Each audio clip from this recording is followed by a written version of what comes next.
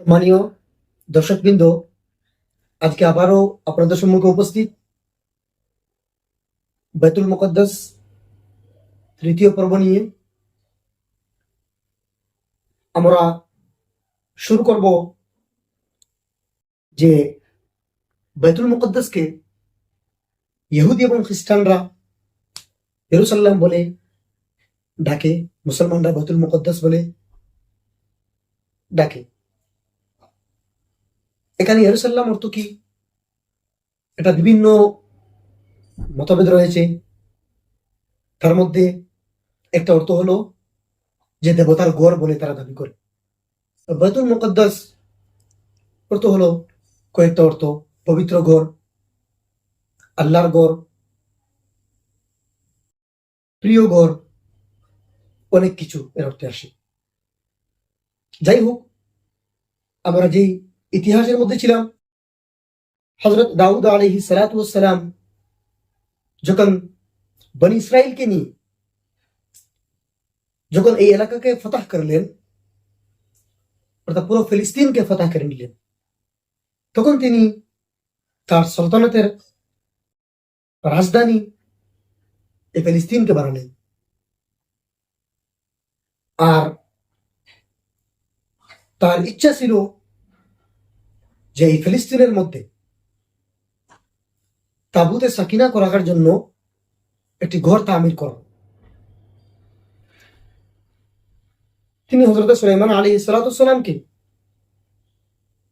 ইন্তেকালের পূর্বে ওসিয়ত করে গিয়েছিলেন যে তাবুতে সাকিনার হেফাজত করার জন্য এবং তার আশাকে পূর্ণ করার জন্য। হযরত দাউদ আলাইহিস সালাতু ওয়াস সালাম নিজের হুকুমত 33 বছর পর্যন্ত এই এলাকায় হুকুমত করেছিলেন এবং পরবর্তীতে হযরত সুলাইমান আলাইহিস সালাতু ওয়াস সালাম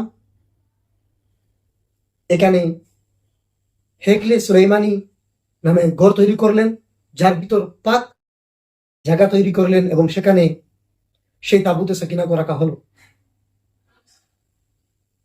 এই প্লেসকে গোল্ডেন সিটি বলেও জানা যায় এবং প্লেস অফ পিস অর্থাৎ শান্তির জায়গা বলেও জানা যায়।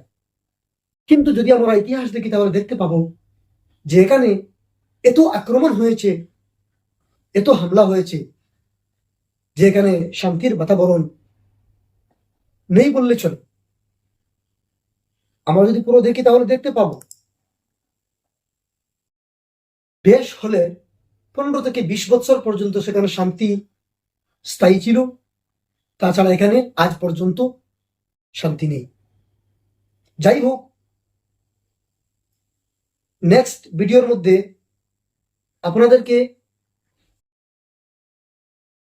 এই বনি ইসরাইলকে এখান থেকে তাড়িয়ে দিয়ে তাবুতে সাকিনাকে এখান থেকে গায়েব করে দিয়েছিল বাবিল কবিলার যে বুখতানাসর, এই বুখতানাসরের বিষয়ে আপনাদেরকে অবগত করাবো ইনশাআল্লাহ। আপনারা দেখতে থাকুন পরবর্তী ভিডিও।